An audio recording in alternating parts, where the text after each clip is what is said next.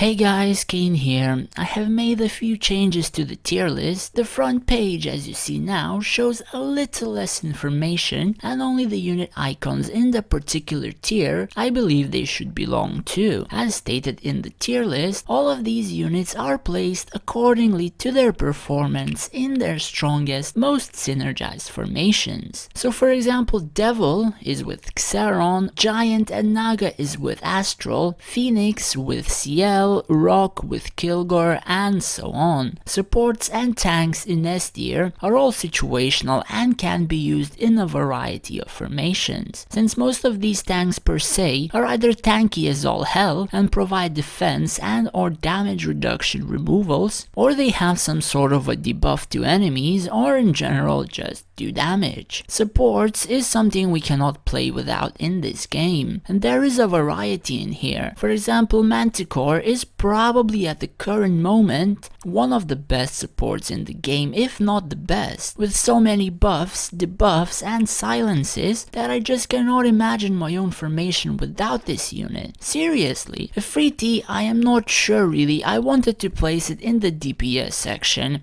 but in most formations that I use, which would be Xaron and Devil, Efreeti is acting as a support for the Devil, buffing its damage and burning the field, so it was placed in the support tier as it is buffing another unit to entirely perform a lot better than without. Something like a Dwarf comes into S tier as well, because it is able to overbuff 5 units on your field, not including itself, which would make it 6, but it also dies from area of effect spells, and that is also important, since you place it behind a tank already, and that adds one of the 3 deaths to summon a backup. And I find it extremely useful when I play Xaron, since the backup buffs and or debuffs are pretty insanely strong. Not sure how long this per se would last, but for a couple of months at minimum, I think Dwarf will be in S tier just for overbuffing 5 units on your field and providing 1 stack for backup, without re-aggroing any damage dealers from the enemy. There are many other units we could talk about, but this is just a slight update before I make one big video talking about all of the tabs in the tier list. The other thing is you may see some charging units bumped up from before, and that is not because they are very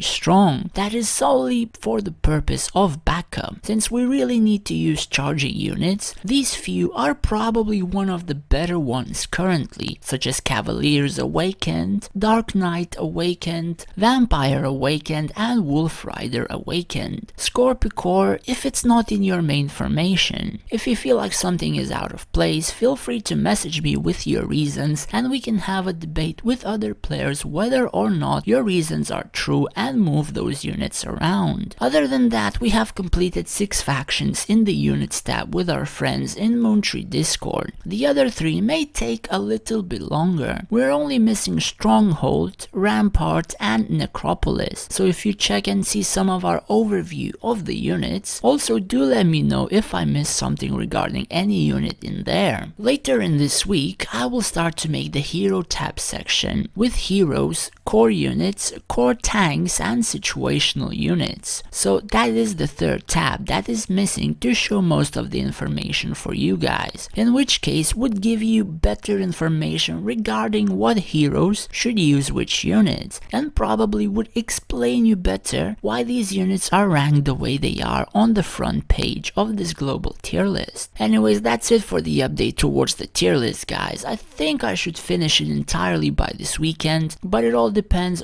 on circumstances, since some bits here and there will still need to be updated and or adjusted later as we go. Since I do not use many factions, I have to receive information from those who do. Take care guys and stay safe.